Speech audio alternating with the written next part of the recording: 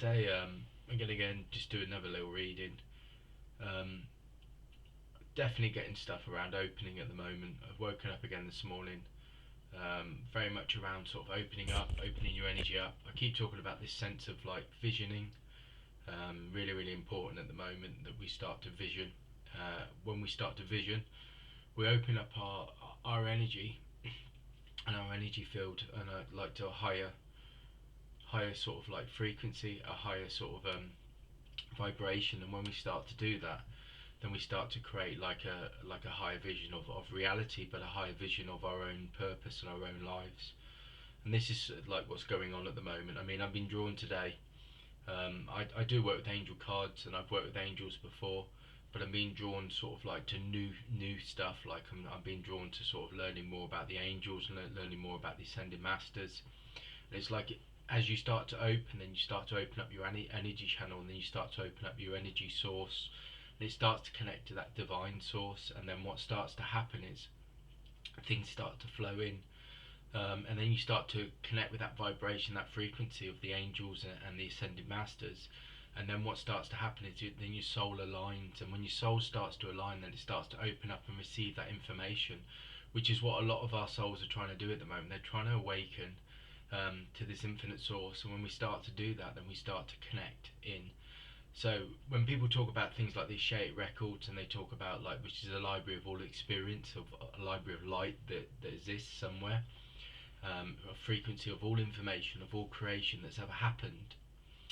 It's very much sort of connects to that the kind of sense of like these souls, and our soul energy holds sort of like information, but also lifetimes of what we've lived. And it starts to open up, but it also opens up to this harmony frequency of light and energy. When we start to do that, then this physical sort of third dimensional reality that a lot of us are sort of still attached to or connected to starts to dissolve and move away. And then what happens is that infinite source and that divine source starts to open up and starts to work within our lives.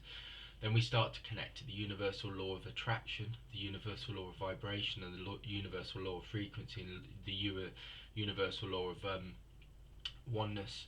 But it's about sort of opening up as well. It's about universal law of action, where we start to action and start to bring these energies into our lives, and we start to consciously work with them. And this is what we need to do. We need to start consciously working with them. So these energies are around us, and they're guiding us, and they're bringing us insight and information, but we cannot sort of open up to them until we start to really become conscious of it, become conscious of our own light, our own infinite source that's within us. And then we start to connect to those universal sources. Those universal sources around us, these universal teachers, the universal guides, and angels are around us and working with us at the moment. And this is what this opening is about. It's about starting to let go.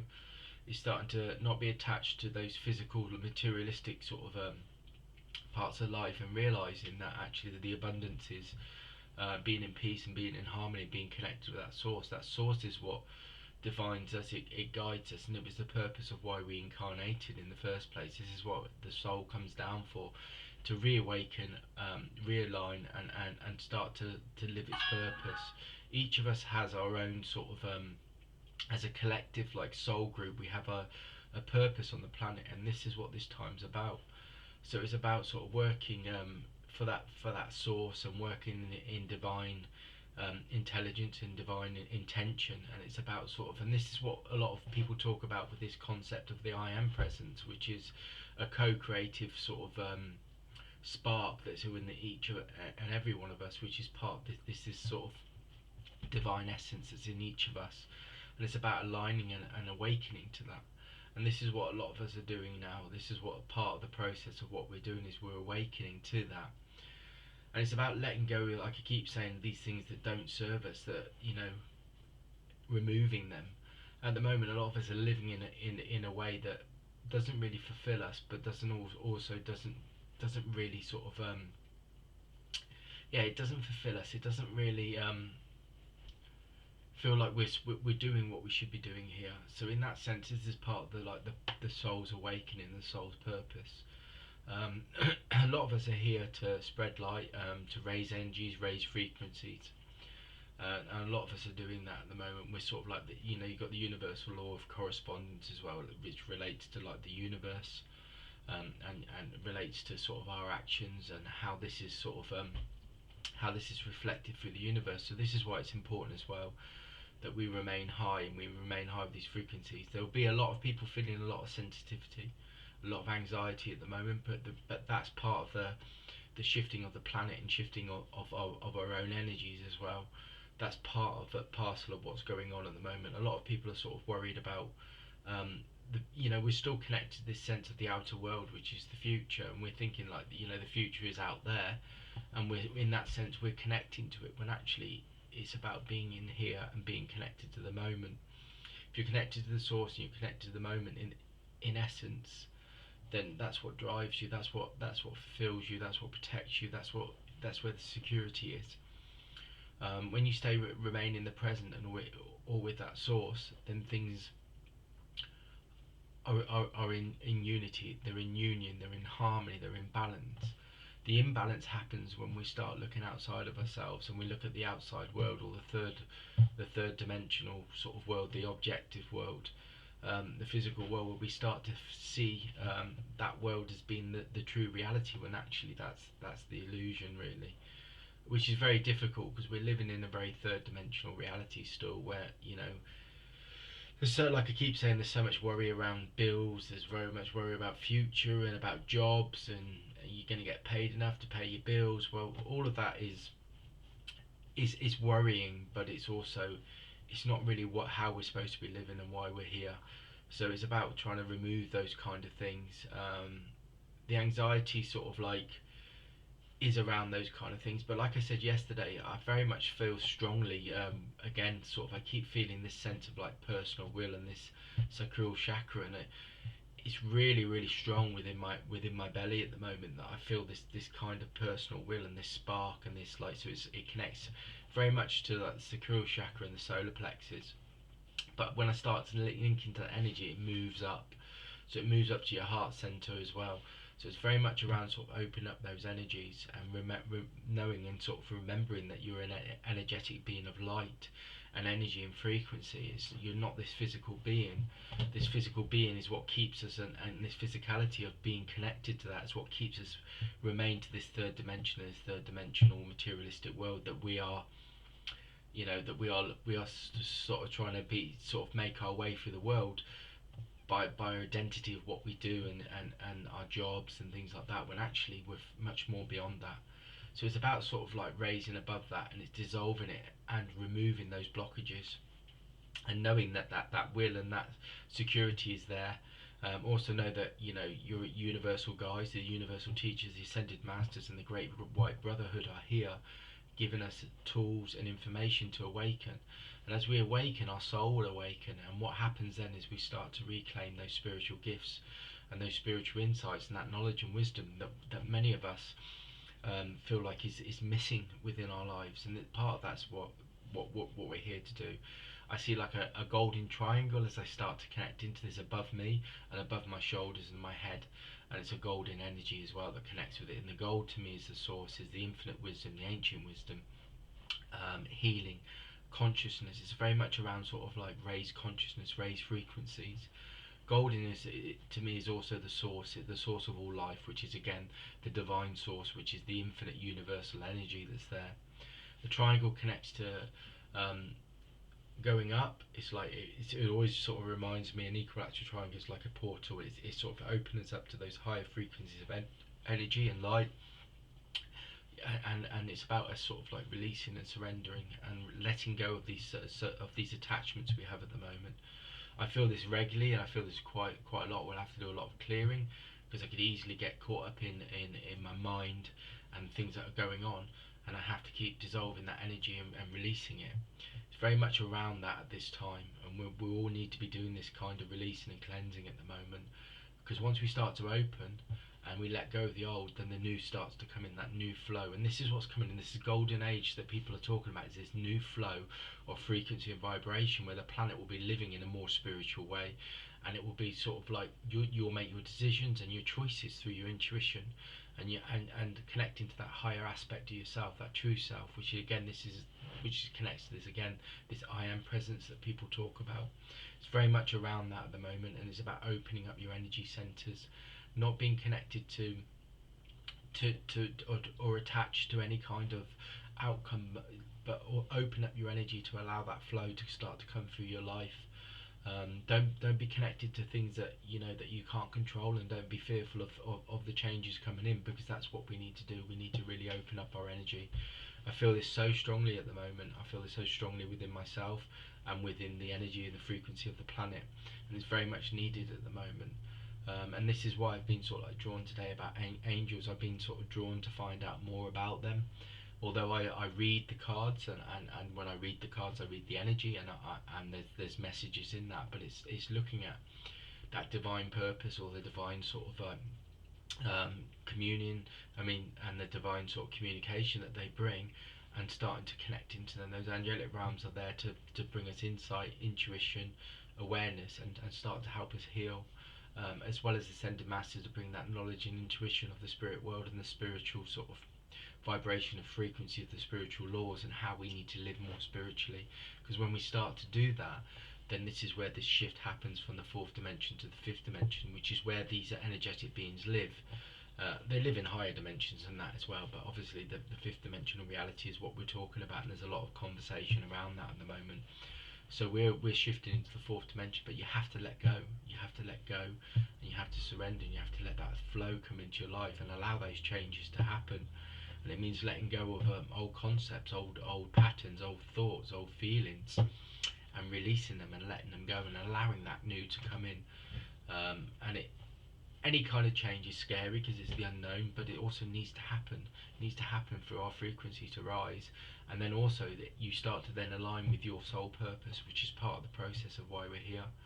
And this is what's going on at the moment, and this is where the soul community and the collective community comes in, and this is where you get into the fourth and the fifth dimension, which is very much needed. I'm seeing sort of a pink, and I'm seeing like a yellow colour at the moment. Yellow colour to me is also around like creation.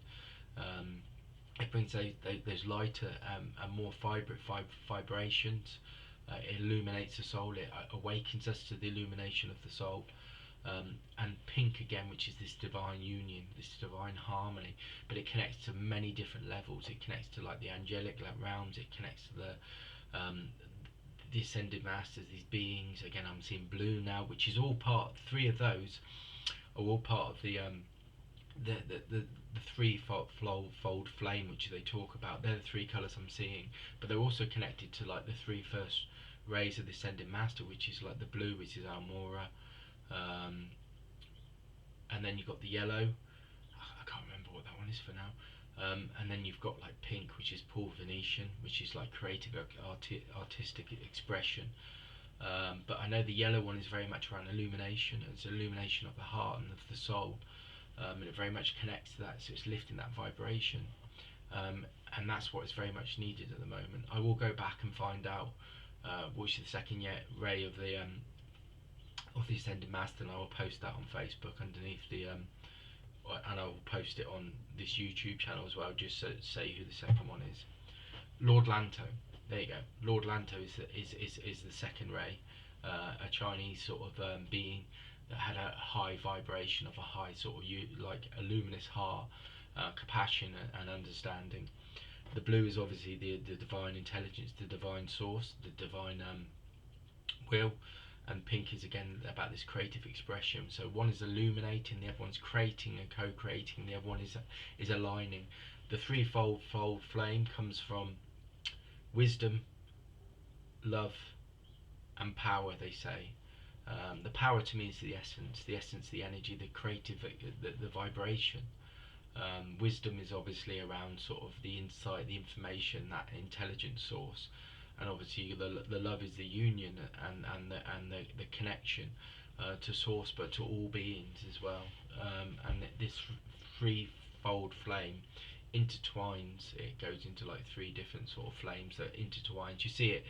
The Lighthouse Summit talk, or the Summit of the Lighthouse talks about it, which is like a spiritual sort of stroke Christian sort of organization that talks about these ascended masters and the angels, and there's very many sort of like churches and places around the world that are very much into this. Yeah, you've also got like Telos that talks about Lemuria.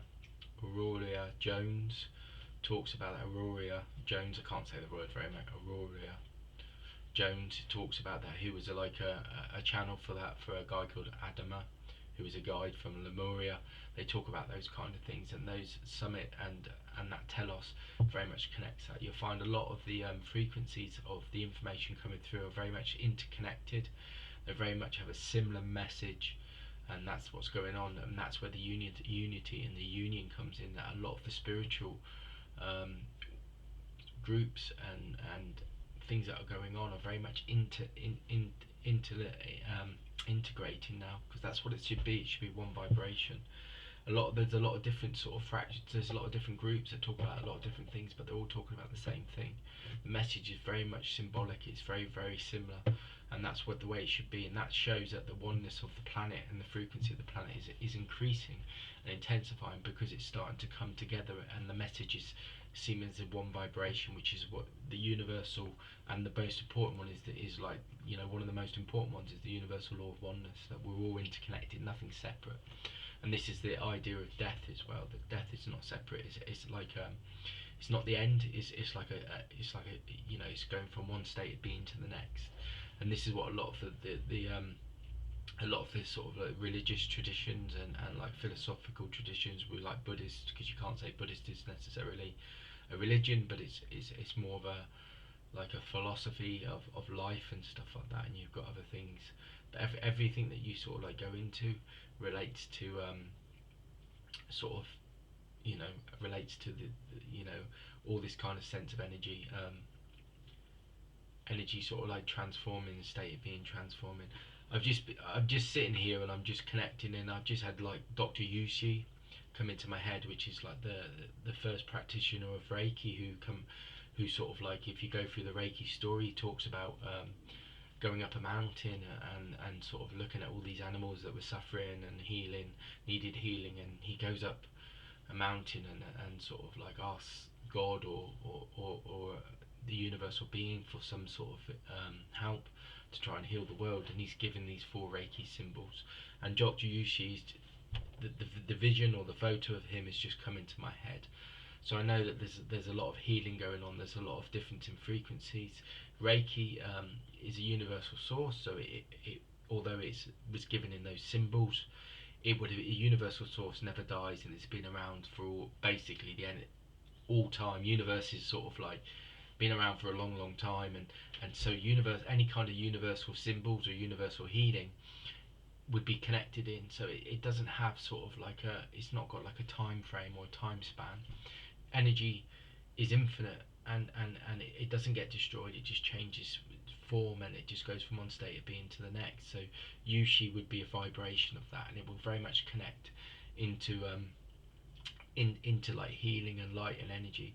I mean, I know that Melchizedek is you know, very much connected into Reiki, and I know that one of my old masters, my old Reiki master that taught me, was very much guided by Melchizedek and the Order of Melchizedek, who's part of the Great White Brotherhood. And as you can see, when you start to talk about this kind of stuff, you start to open up your energy. They're all connected, all's aligned, all's, you know, interconnected, nothing separate. So that's the reading for today anyway. It's about opening. You need to open up, and as I see that now, I'm seeing like a white lotus opening up, and the white lotus brings this infinite wisdom, infinite truth, infinite energy of vibration, of awareness. And I see that opening up, and as I see that opening up, like a golden light flows into it. So I know what I'm talking about is very much connected in this time at the moment.